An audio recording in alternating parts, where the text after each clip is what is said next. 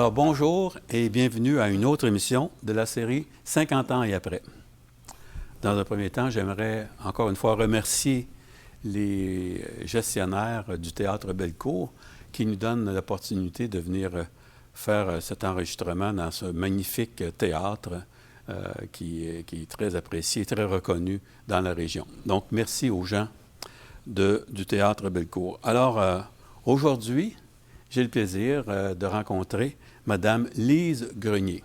Bonjour, Mme Grenier. Bienvenue à l'émission. Bonjour, M. Drouin. Alors, la première chose que je voudrais clarifier avec vous, je ne sais pas comment vous appelez. Est-ce que vous appelez Mme Lise Grenier ou Lise Lefebvre ou Lise Lefebvre-Grenier? Clarifiez ça pour moi un petit peu, comment ça fonctionne tout ça. Je vais vous dire que des fois, je ne sais pas moi-même. J'ai toujours porté le nom de mon mari. C'était la mode dans le temps, ça, là. Qui était Lefebvre? Claude Grenier. Ah, Grenier, c'est le nom de votre mari. Oui, et puis j'ai toujours porté son nom. On était mariés 35 ans. Puis quand Claude est décédé, on m'a dit, c'est compliqué, prenez votre nom de fille, vous devez utiliser votre nom de fille. Alors, maintenant, j'utilise Lefebvre, mais je spécifie toujours parce que Lefebvre, je ne l'écris pas de B. Donc, Lefebvre sans B. Okay. Oui, sans la lettre B. Dans ma famille, on a toujours écrit ça comme ça. Et je me suis rendu compte que j'étais obligée de le dire parce que j'arrivais en quelque part des fois, puis les gens disaient « Madame, on ne trouve pas votre dossier. » Bien, je disais « c'est L-E-F-E-V-R-E. » Fait que je me disais, c'était peut-être moins compliqué de garder Grenier, dans le fond, mais c'est pas grave. Ah, donc, écoutez, c'est un problème ou une situation que beaucoup de femmes ont vécu probablement parce qu'ils portaient le nom de leur mari. Même des fois, ils portaient le prénom de leur mari, là, il y a plus longtemps encore. Hey, vous me rappelez ça, vous? Ma mère assignait Madame Robert Lefebvre. Exactement. Hey, c'est pas des farces. Ouais. Alors, on a fait un bon bout de chemin, je pense, oui, depuis ce temps-là. Oui, vous avez raison. Donc, je vais vous appeler Mme Lise Grenier, si ça vous dit. Lise, ça va très bien. Ça va très bien encore mieux. Écoutez, vous êtes né à Shawinigan, je pense bien. Oui, monsieur. Alors, j'aimerais ça que vous me parliez un petit peu de votre enfance. Quel rang vous aviez dans la famille? Comment vous avez vécu votre jeunesse? C'est un cliché. À chaque personne, je leur pose cette question-là. Mais j'aime bien savoir d'où les gens viennent. Ça me permet de les comprendre un peu mieux. Alors, parlez-moi de votre enfance. OK. À Shawi. Là, je vais donner mon âge, là, mais en tout cas, je suis née en 1950. Je suis l'aînée d'une famille de 5 enfants. Moi, je suis la plus vieille et le bébé, c'est mon frère. On a 10 ans de différence. Okay. Moi, je suis la plus vieille. Après ça, c'est ma sœur Diane. Après ça, c'est ma sœur Réjeanne. Et les 2 gars, Denis et René. Mon père, Robert Lefebvre, il était policier à Shawinigan. Il était sergent dans le corps de police à Shawinigan, policier-pompier. Puis ma mère, bien, avec 5 enfants là, qui suivaient en 10 ans, là, bien, maman était à la maison. Alors, racontez-moi de 0 à 5 ans à peu près, comment ça se passait chez vous? Ah, mon Dieu, heureux, je dirais. Pas riche, pas du tout. Je me rappelle, ma mère, les 3 filles qui suivaient en ligne, là, maman faisait nos vêtements. Je me rappelle même qu'elle a décousu des vêtements de police de mon père qui ne portait plus, puis elle nous faisait des manteaux d'hiver là-dedans. Puis, donc, débrouillarde. Oui, ça maman ça, cousait, elle faisait à manger, bien plus de talent que moi, je peux en avoir. Là. Moi, je ne suis pas manuelle, pas du tout. Mais, tu sais, on était bien, on était à logement, on n'avait pas de maison encore. Mon père a acheté la maison beaucoup plus tard, je pense que j'étais ado. Et puis, on vivait dans un petit 5,5, un premier étage. On était collés les uns sur les autres, je pourrais dire. Papa, souvent, il était à l'extérieur. Bien, pas à l'extérieur, mais je veux dire, il n'était pas à la maison parce qu'il faisait du bénévolat lui aussi. Fait que c'est peut-être pour ça que j'en fais moi aussi aujourd'hui, là. Mais on a vécu beaucoup dans la musique aussi. Mon père, il jouait de la guitare. Quand même, un policier qui jouait de la guitare? Oui, papa, mon mari aussi jouait de la guitare. C'est mon père qui a montré. Mon père, il jouait du piano, il jouait de la guitare, il jouait de l'accordéon. Et puis, le dimanche matin, on se rassemblait tous dans le salon. Il y avait un gros piano, les vieux pianos ben hauts. Là. Oui, oui, on oui. se rassemblait alentour, puis là, on chantait là, avec papa, là, les trois filles, les plus vieilles. Là. Et puis, quand on était un petit peu plus jeunes, je me rappelle, papa jouait de la musique, là, lui. Puis nous autres, on partait avec des chaudrons et des cuillères, puis on faisait la parade.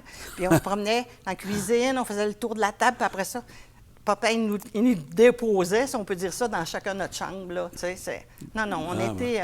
Donc, une belle culture. Dehors, oui. Beaucoup. Alors, j'ai entendu parler que vous aviez fréquenté la maternelle tôt. Est-ce que je me trompe? Oui. Je suis allée à l'école maternelle. Je voulais pas y aller. Comment ça se fait que vous êtes rendu à l'école maternelle? Votre mère était... parce qu'à l'époque, c'était pas très, très fréquent. Non, je pense que c'était pas à mode, mais je sais pas pourquoi. J'aurais dû poser la question à maman, franchement, ou à papa, mais moi, je sais que je voulais pas y aller. Okay. Mon père a été 6 mois de temps à venir me mener et je pleurais à tous les matins. Finalement, il avait décidé, il avait convaincu les parents d'une de mes petites amies. Viens donc, là, amène ta fille aussi, peut-être que la nôtre, elle va arrêter de pleurer. Puis finalement, Diane Poudrier, qu'elle s'appelait, elle est venue avec moi, mais je n'ai pas arrêté de pleurer. Mais j'ai fait toute ma maternelle. Puis quand je suis arrivée à l'école, ils voulaient m'envoyer en première année. Puis finalement, ils ont dit, assez lire, puis assez écrire. Fait qu'ils m'ont switché, excusez l'expression, mais en deuxième année. Donc, vous n'avez pas eu besoin de faire votre première année. Vous avez déjà fait assez d'apprentissage en maternelle. Oui. Puis c'est drôle, hein, que je vous conte ça. Puis c'est drôle parce que je voulais tellement pas aller à l'école. Puis moi, j'enseignais. J'ai passé ma vie. Est-ce que c'est pas ça qui vous a donné le goût d'enseigner, finalement, d'avoir commencé si tôt à la maternelle, le contact avec... on jouait à l'école avec mes sœurs, là. On avait des pupitres, là, puis on jouait, là, puis tu sais, c'était toujours moi, maîtresse d'école, t'es la plus vieille, là, tu sais. C'est peut-être ça. Peut-être. C'est peut-être ça. Et puis, en tant qu'aîné aussi, vous aviez comme des responsabilités familiales un peu. Rappelez-moi, quel est votre rôle à ce moment-là dans la famille en tant qu'aîné? Bien, j'ai souvent été gardienne. C'est moi qui gardais quand ma mère avait à sortir ou mon père. J'ai aussi aidé maman. Je me rappelle, dans le temps des fêtes, quand on était bien occupés, puis on préparait les affaires de Noël, là, la popote, là, puis c'est drôle, même à un moment donné, maman avait des commandes à aller chercher à l'épicerie, puis l'épicerie était au coin de chez nous. Fait que j'étais partie avec ma traîne sauvage pour aller chercher ça. Puis en arrivant là-bas, le monsieur, il me dit « Vous avez gagné le bas de Noël! » Il était plus long que ma traîne sauvage. J'étais revenue à la maison avec toute l'épicerie, puis... mais je n'étais pas bonne pour l'épicerie. Non, Je n'étais pas bonne. Quand j'allais faire les commissions, souvent, je revenais avec des choses qui n'étaient pas sur la liste. Puis j'avais oublié les affaires qui étaient sur la liste, mais... donc, votre mère faisait la cuisine pour toute la famille. Beaucoup. Est-ce que vous avez partagé cette responsabilité-là avec elle ou si vous la laissiez faire, c'est elle qui... Je l'aidais. Ben, en tout cas, moi, j'avais l'impression que je l'aidais. C'était peut-être l'inverse. Mais non. J'ai commencé jeune aussi à travailler. J'ai travaillé dans un petit restaurant au coin de la rue chez nous, là. Je travaillais là les fins de semaine, le soir. Okay. C'était un petit restaurant, là, il y avait dans le temps un comptoir de bonbons en avant, puis c'était des hot dogs, des choses comme ça. C'est un petit restaurant du coin. Non, c'était pour faire un peu de l'argent de poche que vous faisiez ça, finalement? Oui. Puis de toute façon, ça pouvait aussi aider. T'sais, moi, ce que je ne demandais pas à mes parents, bien, eux autres, ils l'avaient pour autre chose. Parce qu'on n'était pas riches, là, avec les 5 enfants, là. Est-ce que le fait de ne pas être riche, ça vous a rendu... c'est un problème pour vous? Comment, Non. Je pense que ça m'a fait comprendre que quand tu veux quelque chose, il faut que tu travailles pour. Oui. Puis c'est ça que j'ai inculqué à mes 2 gars aussi. Puis au sein de votre famille, est-ce qu'il y avait un bon esprit de famille, les frères et sœurs aussi? Ah oui, les parties de Noël, là, avec les mononcles, les matantes. Dans l'appartement, là, je me rappelle, dans le temps, tout le monde fumait, là, tu sais. Puis quand tu sortais dehors parce qu'il faisait trop chaud, puis tu rentrais parce que tu avais pris ta bouffée d'air, là, tu avais de la misère à voir le monde tellement qu'il y avait de boucan, là. Mais tu sais, c'était vraiment... Puis j'avais beaucoup de mes oncles qui jouaient de la musique aussi. Mon oncle Julien jouait du violon. Fait que, non, ça chantait, ça dansait. Puis en hiver, en particulier, je pense que vous faisiez beaucoup de patinage. Oui. J'ai fait ça bien jeune. La patinoire était au coin de la rue chez nous. Oui. Moi, mon primaire, c'était... mon Dieu, ça s'appelait Christ-Roi. Et il y avait une grande patinoire dans le cours. Et puis, le soir, après l'école, on s'en allait patiner. La fin de semaine, on s'en allait patiner. Je n'ai jamais été bien bonne, là, mais on était souvent dehors pour jouer. Et donc, votre école, l'école primaire, c'était chez des religieux, Oui. ça, que vous avez fait votre école primaire? Oui, Alors, oui. Qu'est-ce que ça vous a apporté, ça, d'avoir... Ça m'a fait quelque chose parce qu'en 4e année, j'avais un professeur, mon Dieu, j'ai oublié son nom, puis elle nous a quittés durant l'année pour s'en aller chez les petites religieuses, les servantes de Jésus. Bon. Puis, tu sais, ils sont cloîtrés, là, eux autres. Là, oui, puis, donc ils ne sortent pas. Puis, on avait eu la permission, la classe, d'aller la journée où elle est vraiment entrée dans les religieuses. On a assisté à ça, là. Ça m'a impressionnant. ça m'a vraiment impressionné. Donc, on peut dire que votre enfance, votre jeunesse, votre adolescence, dans un contexte assez harmonieux, vous avez travaillé dans un bistrot, dans un restaurant. Vous étiez heureuse, il vous manquait de rien, finalement, à l'époque? Non, on était bien, on était... Et qu'est-ce qui vous a amené? Déjà, le bénévolat, c'était quelque chose d'important pour vous, là. Y a-t-il quelque chose qui a créé Qui a cette... déclenché ça? Oui, bien, mon père. Dans quel sens? Mon père, Robert Lefebvre, il avait fondé un corps de cadets à Shawinigan. Ça s'appelait le Club juvénile La Police. Et ce corps de cadets-là figurait toujours quand il y avait des parades, des choses comme ça. Et papa allait faire pratiquer les jeunes. Donc, souvent, il était là le soir. Fait qu'on ne l'avait pas à la maison, tu sais. Mais... Et puis, papa a aussi organisé des soirées dansantes. Hey, c'est pas des farces, c'était dans une grande salle, juste en haut de la caserne de pompiers. Ah oui? Oui.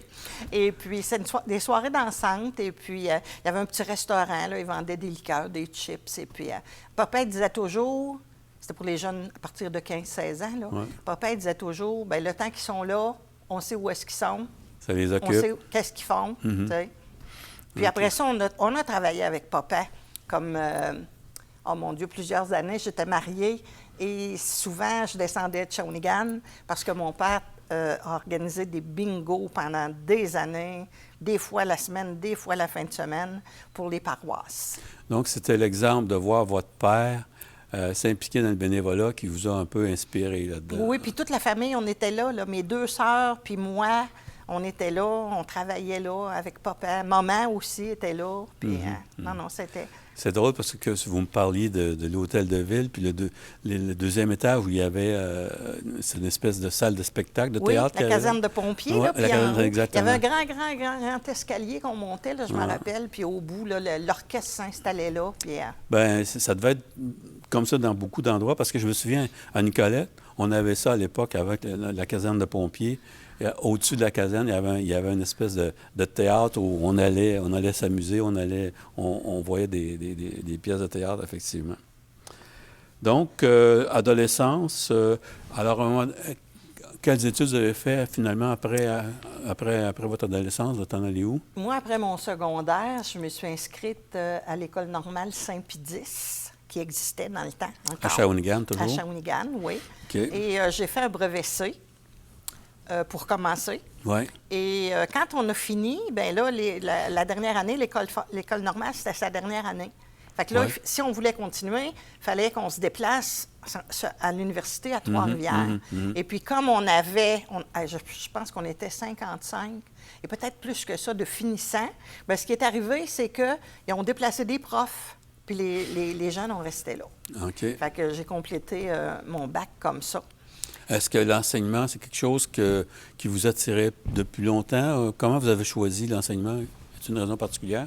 Bien, même si à maternelle, je ne voulais pas y aller, je pense que j'ai toujours voulu faire ça dans ma vie. Bien, en tout cas, la journée que j'ai pris ma retraite, j'avais écrit un message dans Le Sextant, un journal qu'on avait à l'école, et puis j'avais écrit que pour moi, c'était le plus beau métier du monde, puis que j'aurais pas voulu faire d'autre chose. Alors, et pourquoi? Pourquoi vous trouvez que c'est le plus beau métier du monde? Bien, parce qu'on a des personnes devant nous autres qui demandent juste à recevoir, puis on peut faire tout notre possible pour lui donner le mieux qu'on peut. Des fois, on réussit, des fois, on ne réussit pas, mais je ne sais pas, mais me semble que c'est la même chose avec les enfants. Tout ce qu'on peut leur apporter. Moi, j'ai eu juste 2 garçons, là, mais non. Puis les jeunes, c'est fou de dire ça, là, mais d'après moi, c'est ça qui fait qu'à l'âge que je suis rendue, ça m'a gardé jeune, ça m'a gardé l'esprit ouvert, ça m'a permis de parler à bien du monde. Donc, c'est une relation, une relation de laquelle vous tirez beaucoup aussi. Mon Dieu, c'est une richesse, moi, d'après moi, là. Effectivement. Oui. Puis éventuellement, vous avez enseigné et vous vous êtes marié. Donc, parlez-moi un petit peu des circonstances de votre mariage. Dans quelles circonstances ça s'est passé? Mon mari était à Montréal après l'école de police. Il avait dit, moi, transférez-moi n'importe où, sauf Montréal. Et naturellement, quand on a eu la nouvelle, c'était Montréal. Donc, moi, j'étais à Shawinigan. J'avais enseigné un an à Shawinigan en 6e année, ma première année. Et puis là, Claude me dit à un moment donné, bien là, Lise, je suis à Montréal, au Palais de justice, mais là, j'ai demandé qu'on me change de place. Puis il dit, là, j'attends des nouvelles, mais il dit, ça se peut que ça soit Nicolette. Fait que là, moi, j'ai dit, OK, Nicolette, je connais pas ça, là, tu sais, mais regarde, c'est pas loin. Puis, fait que finalement, on s'est mariés en 72 et Claude a commencé à travailler ici au poste de la Sûreté du Québec. OK, c'était ma prochaine question, c'est qu'est-ce qui vous avait amené à Nicolette? Finalement, c'est votre conjoint qui... Oui, c'est le travail. C'est le travail qui nous a amenés à Nicolette, oui, malgré que j'ai travaillé à Saint-Célestin. Je ne sais pas si vous vous rappelez de ça. Dans le temps, il y a déjà eu un secondaire à Saint-Célestin. Oui. Et puis, j'avais remplacé là le directeur qui m'appelle puis qui me dit, Lise, j'ai une classe qui est assez difficile. Le prof est parti, puis... est-ce que tu viendrais? Je dis, je peux bien y aller, mais je ne promets pas que je vais rester là. Et finalement, j'avais fini l'année. Et est-ce qu'il y a comme un rapport au fait que votre père était policier et que votre mari aussi était policier? Est-ce que vous avez un attrait particulier pour les policiers? Non, je n'ai pas peur de la police. Ben, j'ai pas peur de la police, non. C'est sûr que je suis toujours en règle, j'essaye en tout cas. Mais mon père était policier, mon mari était policier, mon beau-frère était aussi dans la Sûreté du Québec. Oui, c'est d'ailleurs lui qui avait entraîné son frère à l'Institut de police dans le temps, André Grenier, qui s'appelait. Puis je lui en ai tellement voulu la première fin de semaine que mon mari était là. Pourquoi? Et qu'il devait avoir un congé. Bien, il y a eu soudainement une punition et il était obligé de rester là toute la fin de semaine. Et c'est son frère qui avait donné. Ah bon. En plus, là, oui, non. Mais j'ai un de mes oncles aussi qui était capitaine à Shawinigan. OK. Donc, les policiers font partie de votre univers. Ah oui. Puis après ça, quand on est arrivé à Nicolette, là, la gang de policiers avec qui mon mari a travaillé, là, c'était des gars, puis super, avec leurs femmes. On a eu vraiment, vraiment, vraiment du bon temps. Et donc, vous avez éventuellement, vous avez eu des enfants. Est-ce que vous avez continué à enseigner longtemps? Après vous êtes mariée, est-ce que vous avez maintenu votre métier d'enseignante? J'ai enseigné jusqu'en 76. OK. J'avais pas d'enfants encore. J'ai fait le tour de pas mal toutes les petites écoles primaires ici, en suppléance. Okay. J'ai fait beaucoup, beaucoup de suppléance à l'école de Sainte-Monique. Il y a même une année que j'ai fait toute l'année à Sainte-Monique. J'ai enseigné jusqu'en 76, je vous disais, et je me rappelle la date, parce que nous autres, en 76, on a déménagé, mon mari et moi, à Coudjouac. C'était en 76 que c'est arrivé. Alors, qu'est-ce que vous alliez faire là? Oui, qu'est-ce qu'on allait faire là? On a un couple d'amis, Michel Gingras, qui était dans la Sûreté du Québec, lui aussi, et qui était notre deuxième voisin à Nicolette, là. Lui a appliqué pour aller là. Il est parti là-bas avec sa femme. Puis comme policier? Enfants, comme policier. Okay. À Coudjouac, dans le temps, il n'y a pas grand-chose. Hein? Il n'y a pas d'hôtel, il n'y a pas de restaurant. Bon. Mais Michel était là, puis il adorait ça, sa femme aussi. Puis ils ont dit, venez donc nous visiter. Fait que finalement, on s'est décidé, on est allé passer une fin de semaine là-bas. Vous avez eu le coup de foudre? Ben oui. Voyons, qu'est-ce Oui. qui vous attirait à coup de joie? La nature, Oui. l'amabilité des gens. Oui, ah oui. Puis, je vais vous dire peut-être un petit peu le goût d'aventure. Moi, je suis Sagittaire, hein? Fait que, amenez-en des projets, amenez-en des choses. Ça me fait pas peur. Je vais essayer si je suis capable. Mais moi, j'ai adoré ça. Mon mari a trouvé ça plus difficile. Lui, il avait hâte de revenir.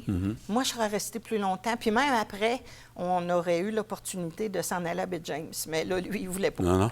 Il voulait pas. Fait que vous étiez à peu près au milieu de la trentaine à ce moment-là. C'était le temps de vivre ce genre d'expérience-là aussi, de découvrir du nouveau. Oui, Je pense que... Ça a été tellement le fun, M. Drouin. Bien, mon mari s'appelait Claude Grenier. Mais imaginez-vous donc que mon boss là-bas s'appelait Claude Grenier. Ben voyons. Aussi. C'est Un mêlant, hasard un petit peu. épouvantable. Oui. Lui était marié avec Annie Watt, qui était la fille du chef du village. D'accord. Fait qu'on a eu des contacts là-bas avec les gens. Le vendredi soir, mon mari avait formé un orchestre avec une gang, là, puis il donnait un spectacle. Puis on présentait des films dans le sous-sol de l'édifice où on demeurait. On faisait beaucoup d'artisanat le vendredi soir.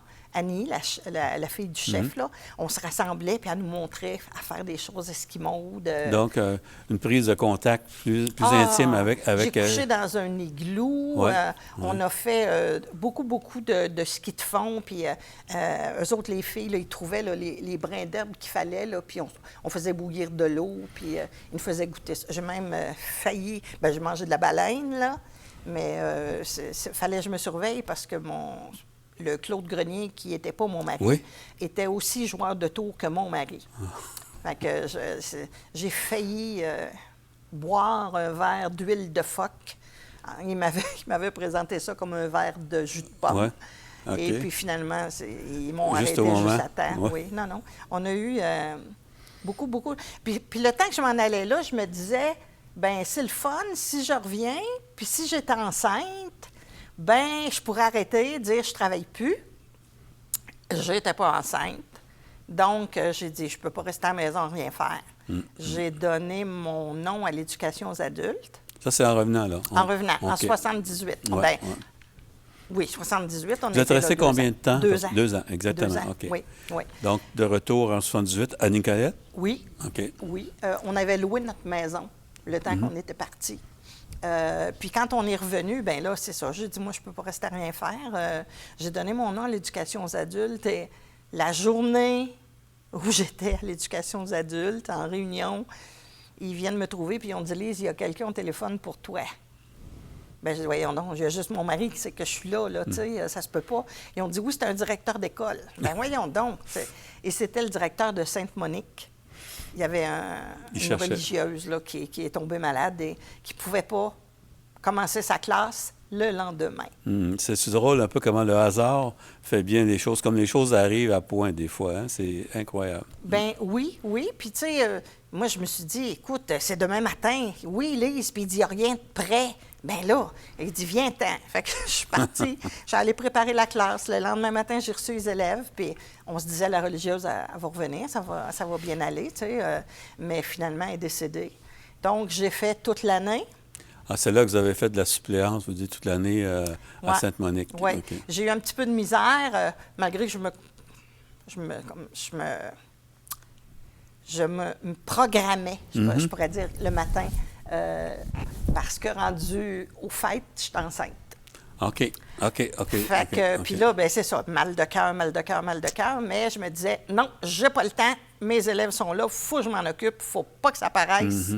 Et puis, mais quand j'arrivais à la maison, par exemple, c'était pas drôle. Mais finalement, vous avez tenu le fort. Puis, oui, votre premier enfant, il est né le... Dominique, en 1979. En 19, c'est ça? Le 8 mars. Dominique, qui porte le nom de Dominique à cause de l'ancien maire de Shawinigan. OK.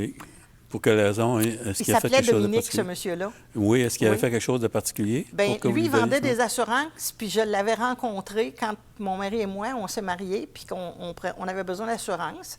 Et puis je disais, mon Dieu Seigneur, c'est impressionnant, le maire, là, tu sais, j'étais tout impressionnée. Et puis finalement, je lui avais dit, écoutez, si jamais j'ai un gars, je pense que je vais l'appeler Dominique. Ah, ben, c'est quelque chose. Et je les ai fait se rencontrer.